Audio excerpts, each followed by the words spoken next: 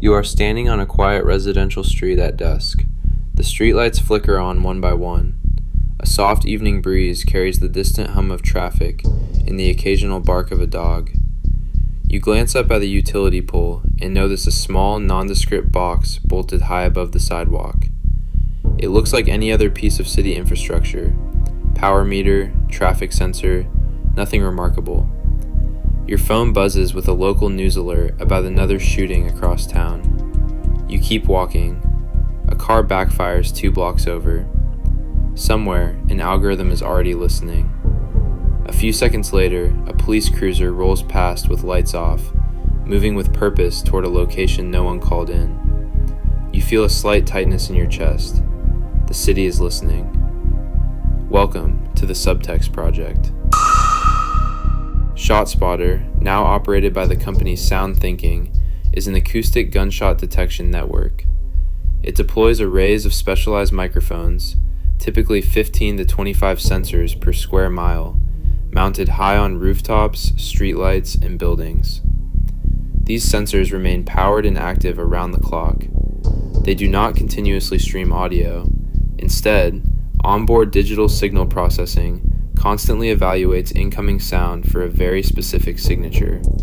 Loud, impulsive, sharp onset events that match the acoustic profile of a muzzle blast.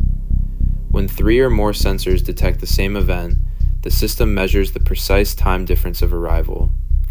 Using multilateration, it calculates a geographic location, often claimed to be accurate within roughly 80 feet. A short audio clip, usually 1 second before the impulse and 1 second after, is packaged with the location data and sent to SoundThinking's Incident Review Center. Human acoustic analysts review the clip, the algorithm's classification, and contextual factors. If they confirm gunfire, an alert is published to the contracting police department within about 60 seconds of the original sound. Non-triggering audio is designed to overwrite itself every 30 hours. Confirmed gunshot snippets are retained longer for evidentiary and training purposes. The company states that the sensors are not tuned for human voices, that live streaming is impossible, and that an independent 2019 privacy audit by New York University's Policing Project found an extremely low risk of deliberate voice surveillance. That is the stated design. The subtext is different. These are always-on microphones placed throughout urban environments, predominantly in neighborhoods the company and local agencies designate as high crime. Their exact locations are treated as proprietary secrets. The underlying classification algorithm is a black box. Human reviewers can and do reclassify events. Independent analyses in cities such as Chicago, New York, and Houston have repeatedly shown that the large majority of alerts, often 80 to 90% or more, produce no recovered evidence of a gun-related crime. False positives from fireworks, backfires, and construction noise remain common, especially on holidays. When the system works as marketed, it can accelerate response to outdoor gunfire that might otherwise go unreported. When it does not, it directs armed officers into residential streets based on an opaque process that citizens cannot inspect or challenge in real time. Imagine the same network of sensors 5 years from now. The original gunshot mission remains, but the contract has expanded. A new software module begins flagging other impulsive or anomalous sounds, raised voices that cross a certain volume threshold, repeated patterns of argument near specific addresses, or the acoustic signature of certain tools or vehicles. The short audio snippets, once limited to gunfire verification, are now retained longer under a broadened public safety exception. Those clips feed a larger data platform that already aggregates license plate reads, 911 records, and other commercial sources. A resident walks home after a heated conversation on the sidewalk. The sensors capture fragments. The alert does not go to a gunshot desk. It goes to a fusion center. No warrant was required because the original system was sold as gunshot detection only, and the sensors were already lawfully installed on public infrastructure. The resident never learns the conversation was retained. The data simply exists, available for future query under a different legal theory or a different administration. In communities already carrying the heaviest density of sensors, the effect compounds. More alerts mean more officer presence.